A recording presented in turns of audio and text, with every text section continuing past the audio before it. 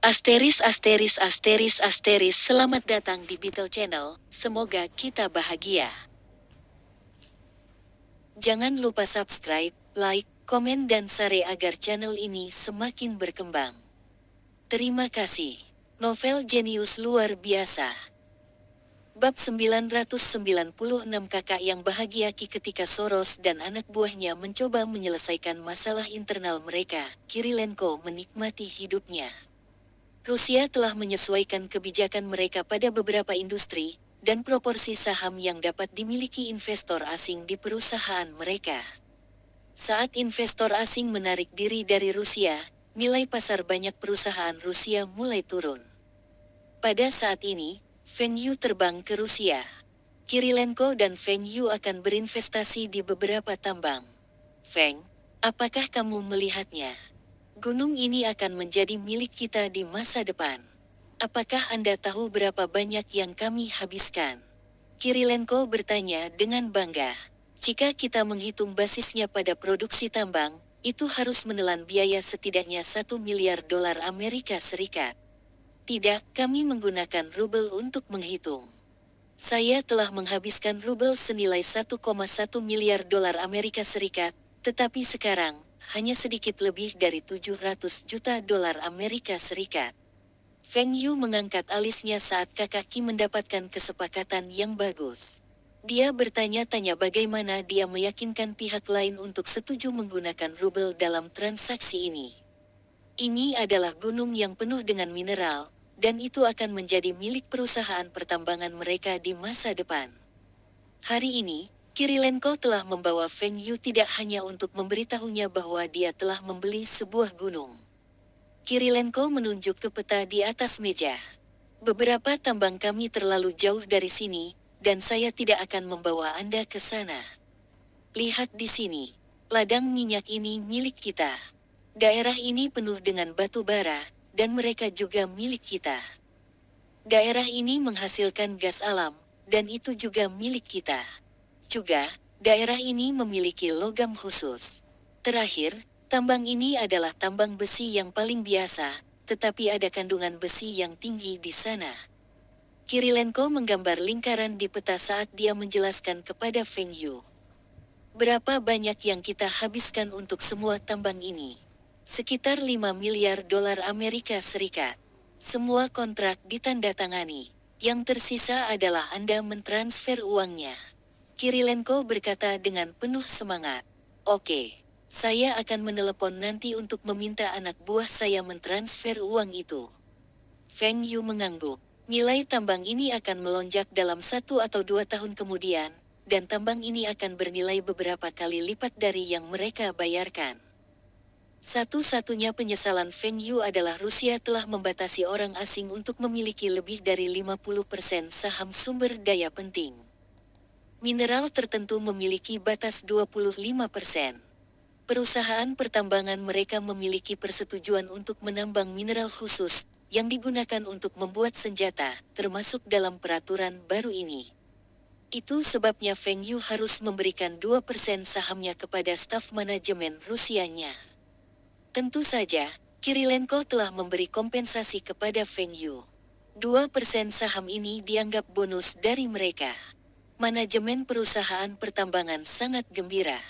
Perusahaan pertambangan ini bernilai hampir 1 miliar USD, dan 2% adalah sekitar 200 juta dolar Amerika Serikat. Meskipun jumlah ini dibagi di antara puluhan staf, masing-masing dari mereka akan mendapatkan setidaknya 1 juta dolar Amerika Serikat saham. Beberapa bahkan mendapatkan saham senilai lebih dari 20 juta dolar Amerika Serikat. Staf tersentuh dan menyatakan kesetiaan kepada perusahaan. Leo, perusahaan pertambangan kami, tidak menghasilkan keuntungan beberapa tahun ini, dan Anda semua hanya bisa mendapatkan gaji pokok. Ini adalah apa yang Anda semua pantas dapatkan. Bagaimanapun, Anda semua telah memberikan kontribusi besar bagi perusahaan. Tentu saja, kalian semua juga harus berterima kasih kepada Feng. Tanpa dia, perusahaan kita tidak akan ada. Leo dan seluruh manajemen perusahaan mengungkapkan rasa terima kasih mereka kepada Feng Yu, tetapi wajah Feng Yu berubah. Persetan, mengapa kalian semua mengangkat kacamata? Kalian semua minum vodka, dan saya tidak suka minum. Tapi Feng Yu harus menerima roti panggang mereka.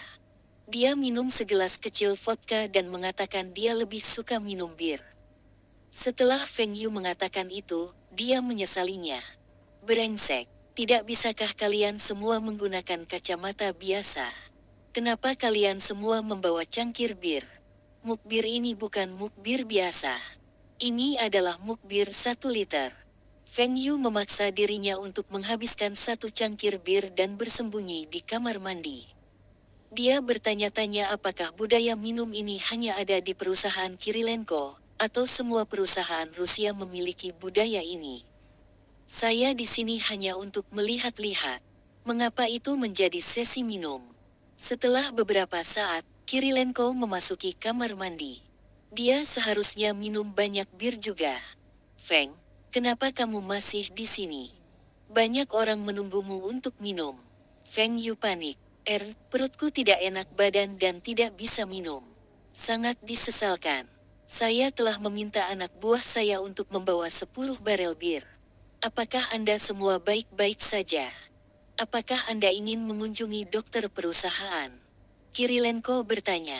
Tidak perlu, aku akan baik-baik saja setelah istirahat. Baik, tunggu aku. Saya akan bersulang dengan mereka dan akan mengirim Anda kembali. Feng Yu senang dengan pengaturan ini. Dia selalu merasa bahwa minum dalam jumlah sedang itu baik-baik saja dan tidak perlu mabuk setiap saat. Tetapi saudara Qi berpendapat bahwa jika seseorang tidak akan mabuk, apa gunanya minum? Setelah beberapa saat, Kirilenko kembali ke Feng Yu dengan beberapa orang di belakangnya. Mereka semua memegang beberapa botol vodka. Feng, semua orang sangat bahagia hari ini. Di masa depan, kami akan menjadi perusahaan pertambangan swasta terbesar di Rusia. Mungkin kita juga akan menjadi perusahaan pertambangan terbesar di dunia. Saudara Qi, apakah Anda ingat saya meminta Anda untuk membeli asuransi untuk semua orang dan untuk menjaga keselamatan mereka? Semua nyawa berharga. Feng Yu mengingatkan Kirilenko, karena dia takut Kirilenko akan mengabaikan pengingatnya. Jangan khawatir. Saya telah menginstruksikan Leo dan anak buahnya untuk melakukannya. Perusahaan pertambangan kami saat ini menjadi panutan untuk keselamatan di industri pertambangan, dan saya tidak akan menghemat asuransi. Semua orang di perusahaan adalah sesama orang Rusia. Aku tidak akan membiarkan sesuatu terjadi pada mereka. Feng Yu mengangguk. Perusahaan bisa mendapatkan keuntungan yang tinggi dan tidak perlu menyimpan uang pada fitur keselamatan tambang mereka. Oh, aku punya kabar baik untukmu. Supermarket kami sudah mulai beroperasi. Sangat cepat. Bukankah Anda memberitahu saya bahwa Anda masih mencari lokasi bulan lalu? Feng Yu bingung. Bahkan jika Anda menemukan lokasi yang cocok begitu cepat, tetapi bagaimana dengan renovasi? Promosi dan pemasaran. 1 bulan tidak cukup untuk melakukan semua ini. Hahaha, aku telah mencapai kesepakatan dengan bos jaringan supermarket terbesar kedua di Rusia. Kami akan berinvestasi dalam rantai ini, dan Anda dan dia akan memiliki masing-masing 30% saham, sementara saya akan memiliki 40%. Bukankah ini lebih mudah? Ide ini disarankan oleh salah satu anak buah Kirilenko. Meskipun mereka harus mengeluarkan sedikit lebih banyak uang, ekonomi Rusia tidak berjalan dengan baik sekarang. Bos itu menderita kerugian, dan tidak bisa mendapatkan pinjaman dari bank, karena pinjamannya yang belum dibayar. Bank-bank Rusia telah memulai tindakan tegas terhadap pinjaman mereka sekarang. Ini memungkinkan Kirilenko untuk berinvestasi ke jaringan supermarket ini. Jaringan supermarket segera mendirikan 20 gerai lagi di lokasi yang mereka bina, dan mereka sekarang menjadi jaringan supermarket terbesar di Rusia. Feng, aku sangat senang hari ini. Minumlah bersamaku malam ini. Feng Yu menatap Kirilenko. Brengsek, Anda ingin saya minum dengan Anda lagi. Bisakah saya minum teh saja? Bab 997 Perencanaan Bisnis di Rusia. Feng Yu menggunakan alasan tidak enak badan untuk tidak minum. Kirilenko hanya bisa minum sendiri, sedangkan Feng Yu minum teh.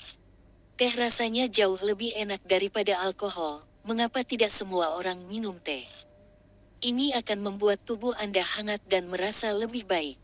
Saudara Ki, kami telah menginvestasikan begitu banyak uang ke jaringan supermarket kami, mengapa Anda mengatakan kami akan membuka 20 supermarket lagi? Feng Yu bingung. Investasi Kirilenko dan Feng Yu cukup untuk membuka 40 supermarket lagi, dan harga properti Rusia tidak setinggi China. Rantai supermarket itu memiliki utang yang tinggi, dan mereka menggunakan pinjaman bank untuk berkembang. Sebagian dari investasi kami digunakan untuk membayar pinjaman.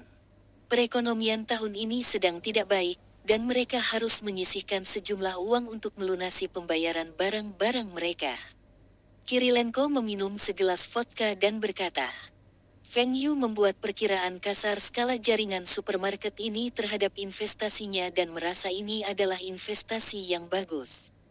Yang terpenting, jaringan supermarket ini akan menjadi jaringan supermarket terbesar di Rusia, dan status ini akan membantu perkembangannya. Kakak Ki, apakah kamu masih ingat apa yang kita diskusikan? Jaringan supermarket ini tidak hanya akan fokus di Rusia. Kami juga harus mendirikan cabang di negara-negara Eropa Timur lainnya. Rantai ini akan menjadi perusahaan retail terbesar di dunia. Jika mereka dapat mendirikan cabang di negara-negara tersebut, skalanya akan lebih besar dan akan memiliki lebih banyak variasi barang. Kesadaran merek juga akan meningkat. Saya tahu. Saya masih bernegosiasi dengan 2 jaringan supermarket di Ukraina dan Belarusia untuk mendapatkannya. Tapi kita harus bekerja dengan orang-orang di sana. Jangan khawatir. Kami masih akan menggunakan merek jaringan supermarket kami. Kirilenko awalnya ingin mendirikan cabangnya. Tapi setelah mensurvei daerah-daerah itu, dia menyadari itu tidak mudah. Orang lain telah mendirikan jaringan supermarket lebih awal darinya, dan sebagian besar lokasi bagus telah diambil. Tapi untungnya, 2 jaringan supermarket itu cukup kecil dan tidak mahal. Juga, depresiasi rubel telah mempengaruhi Ukraina dan Belarus. Mata uang kedua negara ini masing-masing terdepresiasi sebesar 35% dan 70%. Semua negara di kawasan itu terpengaruh, karena sebagian besar mata uang mereka dipatok ke rubel Rusia. Dampak ekonomi di negara-negara ini juga memungkinkan Kirilenko menjadi pengecer terbesar di Eropa Timur. Selain Ukraina dan Belarusia, supermarket baru saja dimulai di negara-negara lain. Kirilenko yakin dia bisa mengalahkan perusahaan-perusahaan ini atau mendapatkannya dengan mudah. Feng Yu senang. Kirilenko masih memiliki banyak bawahan yang cakap, dan mereka mungkin lebih baik dalam mengelola perusahaan daripada Feng Yu. Satu-satunya kelemahan mereka adalah mereka tidak memiliki pandangan ke depan seperti Feng Yu. Ganggu Ki, industri mana yang sedang dipromosikan pemerintah Rusia sekarang? Saya berbicara tentang kebijakan preferensial untuk investor. Konstruksi, bahan bangunan, pengolahan kayu, produk makanan, tekstil, yang sebagian besar merupakan industri ringan. Satu-satunya industri untuk industri berat adalah manufaktur mobil. Saya pikir industri telekomunikasi juga memiliki beberapa subsidi. Apa yang salah? Apakah Anda memikirkan beberapa investasi yang bagus? Kirilenko meletakkan gelasnya dan menatap Feng Yu dengan penuh semangat. Feng Yu dan Kirilenko telah bekerja sama dalam industri manufaktur mobil dan telekomunikasi, dan hanya industri ringan yang tersisa. Feng Yu telah berinvestasi dalam mineral dan sumber daya logam mulia dan tidak memiliki sesuatu yang baik untuk diinvestasikan sekarang. Feng Yu berpikir sejenak. Meski tidak ada kebijakan preferensial bagi investor, dia tetap ingin berinvestasi di beberapa industri. Kakak Ki, apakah kamu tertarik dengan pengolahan makanan? Pengembaliannya mungkin tidak tinggi, tetapi akan stabil. Pengolahan makanan. Sudahlah. Orang-orang saya telah melihat ke dalam industri ini sebelumnya, dan pengembaliannya terlalu rendah. Rusia berbeda dengan Cina. Makanan kami tidak selesat Cina. Jika Rusia tidak memiliki permintaan bahan makanan berkualitas tinggi, keuntungannya tidak akan tinggi. Karena kakak Ki tidak tertarik, Feng Yu menyerah pada ide ini. Bagaimanapun, ini akan memungkinkan Bei Dachang memasuki pasar Rusia. Bagaimana dengan industri furnitur, mebel, industri pengolahan kayu? Itu tidak akan bekerja. Di Rusia, masih banyak pabrik furnitur lokal kecil. Meskipun Anda pandai membangun merek, penjualannya mungkin tidak bagus. Beberapa pabrik furnitur besar dari Eropa Barat tidak berhasil di pasar Eropa Timur. Hanya beberapa merek kelas atas yang tidak buruk, dan segmennya terlalu kecil untuk kami masuki. Kirilenko menggelengkan kepalanya. Dia telah melihat ke dalam industri ini juga. Bagaimana dengan bahan bangunan? Kami memiliki begitu banyak tambang, dan jika hanya mengekstrak logam mulia, itu akan terlalu boros. Kami dapat mendirikan perusahaan pengolahan logam untuk memproses bahan baku kami, dan kami juga memiliki izin untuk melakukannya. Anda ingin meningkatkan skala kami. Tetapi berdasarkan skala ini, produksi kami akan melebihi permintaan di Rusia, dan kami harus mengekspornya. Saya kira industri ini memiliki potensi yang tinggi. Lagi pula, pabrik mobil kami membutuhkan banyak logam, dan perusahaan saya di China akan mengambil porsi yang signifikan dari produksi kami, kata Feng Yu. Dia juga dapat menjual logamnya ke beberapa perusahaan China dengan harga lebih rendah sebagai kontribusi bagi negara. Oke, aku akan mendengarkanmu. Saya akan membuat anak buah saya mengerjakan ini dan memulai produksi tahun depan.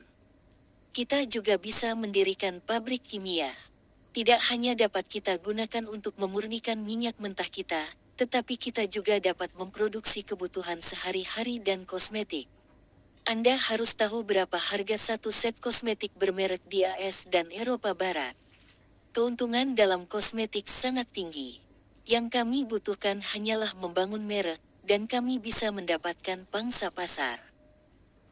Dalam kehidupan Feng Yu sebelumnya, penjualan produk kosmetik di Asia adalah yang tertinggi. Hanya China saja, penjualan kosmetik meningkat setiap tahun, dan China adalah pasar kosmetik terbesar di dunia. Orang Cina lebih menyukai barang impor, terutama dari Eropa. Rusia juga merupakan negara Eropa. Setelah perusahaan kosmetik ini menempati pasar Eropa Timur dan China, ia akan menjadi salah satu produsen kosmetik terbesar di dunia. Investasi untuk kilang minyak tinggi. Tanpa investasi Feng Yu, Kirilenko tidak akan mampu mendirikan kilang minyak. Sekarang, mereka akan berinvestasi dalam produk sehari-hari, dan investasi akan meningkat lebih lanjut. Untungnya, Rusia masih memiliki banyak orang yang terlatih dalam industri kimia. Oke, saya akan mendengarkan Anda tentang ini juga. Pabrik kimia ini juga pasti yang terbesar. Tapi Feng, aku mungkin tidak punya cukup uang untuk berinvestasi dalam hal ini. Kamu bisa mendapatkan pinjaman terlebih dahulu. Keuntungan dari tambang kami, supermarket, pabrik elektronik, mobil, akan masuk setelah 2 tahun. Feng Yu tahu Kirilenko menginginkan lebih banyak saham, tetapi Feng Yu juga tidak ingin kalah dalam usaha itu. Baik, itu saja. Apakah Anda masih memiliki investasi baru lainnya yang Anda minati? Itu saja untuk saat ini. Saya percaya begitu perusahaan-perusahaan ini berkembang, Anda akan menjadi orang terkaya di Eropa. Mata Kirilenko menjadi cerah. Orang terkaya di Eropa. Judul ini terdengar hebat. Bab 998 Brother Ki juga memiliki masalahnya setelah keduanya membahas kerja sama mereka. Feng Yu menyadari bahwa investasinya di Rusia kali ini cukup tinggi. Hanya perusahaan pertambangan, masing-masing dari mereka akan meningkatkan investasi mereka lebih dari 2 miliar dolar Amerika Serikat. Investasi di supermarket, pabrik kimia, pengolahan logam juga cukup tinggi. Pengusaha lain mungkin bahkan tidak mampu membeli salah satu dari investasi ini. Sebelum investasi ini, mereka telah berinvestasi di pabrik elektronik, perusahaan internet, Dell. Sekarang, bahkan orang terkaya di Rusia berencana untuk mendapatkan pinjaman. Feng, aku perlu mengkonfirmasi sesuatu denganmu. Ini tentang orang itu, Putin, yang Anda sebutkan sebelumnya. Apakah Anda yakin dia bisa mencapai posisi itu? Informasi ini sangat penting untuk ayah Kirilenko dan keluarganya. Jika mereka berdiri di sisi yang salah, ayahnya akan kehilangan kesempatan untuk naik. Apa yang salah? Orang itu baru saja menjadi wakil Perdana Menteri pertama. Anda dapat melihat seberapa cepat dia naik pangkat. Bukankah ini cukup untuk membuktikannya? Feng Yu menjawab dengan percaya diri. Tapi ada 3 wakil Perdana Menteri pertama, dan dia memiliki kekuatan paling kecil. Lihat resumenya. Dia adalah salah satu pembantu Yeltsin yang paling terpercaya. Pada saat ini tahun depan, kata wakil akan dihapus dari gelarnya. Kirilenko memiliki keraguan. Bisakah seseorang dipromosikan begitu cepat? Namun dia harus mengakui bahwa promosi Putin sangat cepat. Kecepatan promosi seperti itu hanya bisa terjadi selama masa perang. Dalam kehidupan Feng Yu sebelumnya, Putin terkenal sebagai pria yang tangguh dan telah berada di daftar kurang dari Forbes lebih besar dari orang paling kuat di dunia selama bertahun-tahun. Sejak Putin berkuasa, dia tidak pernah ditinggalkan dari daftar. Kirilenko mempercayai Feng Yu. Meskipun dia tidak tahu bagaimana Feng Yu menganalisis para politisi Rusia, semua prediksi sebelumnya akurat. Feng Yu juga akurat tentang peristiwa di AS. Peristiwa sejarah besar tidak dialihkan dari kehidupan Feng Yu sebelumnya. Feng Yu masih bisa memanfaatkan acara ini untuk mengembangkan bisnisnya. Baik, Feng, aku akan memberitahu ayahku untuk mendukung Putin. Kirilenko dan keluarganya telah menganalisis situasi sebelumnya. Bahkan jika mereka memasang taruhan pada orang yang salah, Putin juga akan menjadi orang kedua. Bagaimanapun, Putin berasal dari faksi Yeltsin. Usia Senchenko telah menentukan kemajuan karirnya. Dia hanya bisa dipromosikan sekali lagi, tetapi kakak laki-laki Kirilenko berbeda. Dia masih muda, dan jika dia bisa naik pangkat lebih jauh, itu akan bermanfaat bagi Kirilenko dan keluarganya. Tidak hanya Kirilenko dan keluarganya yang bingung. Banyak pejabat tinggi juga dibuat bingung oleh Putin. Bagaimana seorang perwira intelijen KGB naik pangkat begitu cepat? Dia masih sangat muda. Kakaki, kalian semua tidak akan menyesali keputusan ini. Feng Yu menjawab dengan senyum misterius. Semakin baik Kirilenko di Rusia, semakin tinggi pengembalian yang akan diperoleh Feng Yu dari investasinya di sana. Feng Yu juga akan mendapatkan keuntungan ketika status keluarga Kakaki meningkat. Jika tidak, Feng Yu tidak akan memberitahu Kirilenko dan keluarganya tentang semua ini. Feng Yu tidak terbiasa melihat Kirilenko berbicara serius dengannya. Dia masih lebih suka Kirilenko yang periang. Kakaki, bagaimana pembangunan rumah besarmu? Feng Yu mencoba mencairkan suasana dengan membicarakan hal lain. Semuanya berjalan lancar, tetapi perkembangannya tidak cepat. Karena lokasi geografis Rusia, konstruksi hanya dapat berlangsung selama beberapa bulan setiap tahun. Bukankah ini yang kamu inginkan? Kamu juga tidak ingin menikah secepat ini, kan? Feng Yu tertawa. Pernikahan tidak akan mengikat saya. Saya juga tidak berada di Rusia sepanjang waktu. Saya bisa pergi ke Hong Kong, AS, Del. Kirilenko mengangkat alisnya dan berkata dengan bangga. Feng Yu menggelengkan kepalanya. Hong Kong telah menjadi rumah kedua Kirilenko. Feng Yu memutuskan bahwa dia tidak boleh memperkenalkan teman-temannya ke Fu Guangwei di masa depan. Kirilenko meneguk banyak dari gelasnya dan berkata dengan wajah sedih. Feng, aku perhatikan baru-baru ini, aku tidak sebahagia sebelumnya. Apa yang salah? Apakah Anda mengalami beberapa masalah baru-baru ini? Feng Yu ingin memberitahunya. Apa yang mengganggumu? Cepat katakan padaku agar aku bisa menertawakanmu. Dulu, saya tidak punya banyak uang, tapi saya merasa tidak kekurangan apa-apa.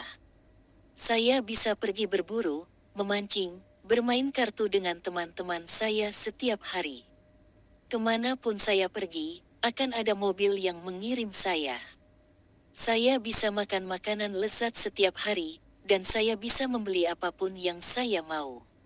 Kamu masih bisa berburu, memancing sekarang. Apakah ada sesuatu yang ingin Anda beli, tetapi tidak mampu membelinya sekarang? Tapi sekarang, saya merasa uang saya tidak pernah cukup. Saya tidak hanya perlu berinvestasi dalam bisnis, dan saya masih perlu melakukan investasi tanpa keuntungan untuk keluarga saya. Saya bahkan menghadapi batasan ketika saya ingin bersenang-senang dengan gadis-gadis lain. Itu pasti poin terakhir yang membuatmu tidak bahagia, kan? Kaki, jika menurutmu uangmu tidak cukup, kita bisa menahan beberapa investasi. Menghasilkan uang adalah untuk menikmati hidup. Anda dapat belajar dari saya, dan biarkan anak buah Anda menjalankan perusahaan Anda. Dengan cara ini, Anda akan memiliki lebih banyak waktu untuk diri sendiri melakukan hal-hal yang Anda sukai. Meskipun Kirilenko telah mempekerjakan banyak manajer profesional, dia masih memegang sebagian besar otoritas. Sebagian besar masalah masih perlu mendapatkan persetujuannya. Dia tampaknya tidak terlalu mempercayai anak buahnya. Apa yang paling sering kamu lakukan? Aku jarang melihatmu bermain mahjong. Feng Yu memutar matanya. Siapa yang memberitahumu bahwa semua orang Cina suka bermain mahjong? Feng Yu hanya memainkan mahjong sesekali untuk melewati waktu dan tidak memainkannya setiap hari. Anda dapat melakukan beberapa olahraga seperti berenang, bola basket, atau bermain catur, atau membaca. Anda dapat memulai hobi baru sebagai gantinya. Tidakkah kamu merasa bosan untuk minum setiap hari? Minum tidak membosankan. Bagi Kirilenko, minum adalah masa lalu yang paling menarik. Tapi sudah lama sejak saya berolahraga. Ya, setelah saya membeli tim basket, saya akan bermain dengan mereka. Saya adalah pemain terbaik di tim basket sekolah saya. Feng Yu masih ingin membujuk Kirilenko, tapi dia tiba-tiba mendengar dengkuran keras Kirilenko dari sofa. WTF, ini kamarku, dan kenapa kamu tidur di sini? Cepat dan bangun. Bagaimana aku akan tidur dengan dengkuranmu? Kirilenko tertidur lelap dan tidak mau bangun. Feng Yu hanya bisa mengambil kunci kamar Kirilenko dari sakunya dan tidur di kamarnya. Feng Yu membuat catatan mental pada dirinya sendiri untuk tidak membiarkan Kirilenko minum di kamarnya dan mengobrol dengannya di malam hari di masa depan. Bersambung, terima kasih telah menyaksikan dan mendukung channel ini.